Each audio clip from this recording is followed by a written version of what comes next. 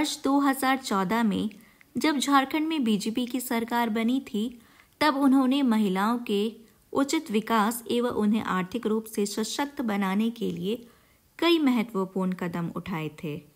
उठाए गए कुछ महत्वपूर्ण कदम बालिकाओं के लिए तो वहीं दूसरी तरफ कुछ महत्वपूर्ण कदम महिलाओं के लिए थीं।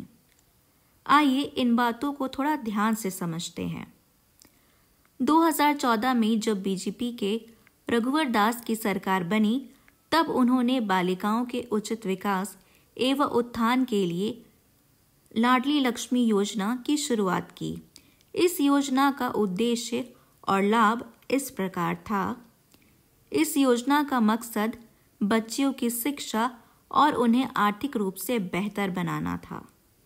बच्चियों को छठी कक्षा के प्रवेश में 2,000 रुपये, 9वीं कक्षा के प्रवेश में 4,000 रुपये, 11वीं कक्षा के प्रवेश में 7,500 रुपये और 12वीं कक्षा के प्रवेश में 6,000 रुपये की छात्रवृत्ति प्रदान की जाती थी। 12वीं के बाद बालिकाओं को स्नातक या अन्य व्यापारिक पाठ्यक्रमों में नामांकन के लिए 25,000 रुपये की प्रोत्साहन राशि प्रदान की जाती थी। 21 वर्ष की उम्र होने के बाद उन्हें 1 लाख से अधिक की राशि प्रदान की जाती थी। योजना राज्यों को बच्चियों के जन्म पर उनके शिक्षा एवं विवाह के वित्तीय चिंताओं से छुटकारा दिलाकर उनके जन्म पर खुशी मनाने के लिए प्रोत्साहित करना था, जिससे राज्य में बालकों की तुलना में बालिकाओं का लिंग अनुपात में सुधार हो सके।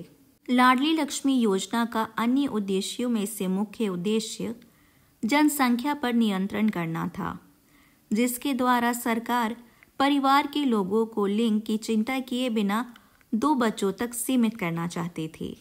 वर्ष 2014 से 2019 तक महिलाओं के नाम पर जमीन और घरों के रजिस्ट्री मात्र 1 रुपये में हुआ करती थी। यह भी बीजेपी सरकार की ही देन थी। हालांकि सरकार का यह महिलाओं के प्रति उदारवादी नजरिया राजस्व पर भारी पड़ता था, मगर यह कई मायनों में महिलाओं के लिए अति आवश्यक था। झारखंड में एक बड़े पैमाने पर जमीन की खरीद बिक्री होती है, मगर इस महत्वपूर्ण निर्णय में महिलाओं की भागीदारी ना के बराबर थी। विशेषकर आदिवासियों की जमीन की खरीद बिक्री पर महिलाओं को रायशुमारी तक नहीं की जाती है। मुख्यमंत्री रघुवर दास ने बैठक में इन प्रकरणों का हवाला देते हुए कहा था कि यदि महिलाओं के नाम पर अचल संपत्ति होगी तो संपत्ति बेचने या ना बेचने का निर्णय उनका स्वयं का होगा।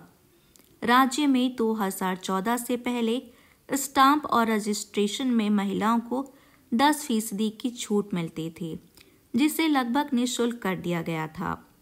बाद में जब 2019 में हेमंत सोरेन की सरकार बनी, तब कोरोना का हवाला देते हुए उन्होंने इस 1 रुपये के रजिस्ट्रेशन के फायदे को पूरी तरह यह कहते हुए बंद कर दिया कि इस महामारी के वक्त राजस्व पर इतना भारी भरकम बोझ बर्दाश्त नहीं किया जा सकता है।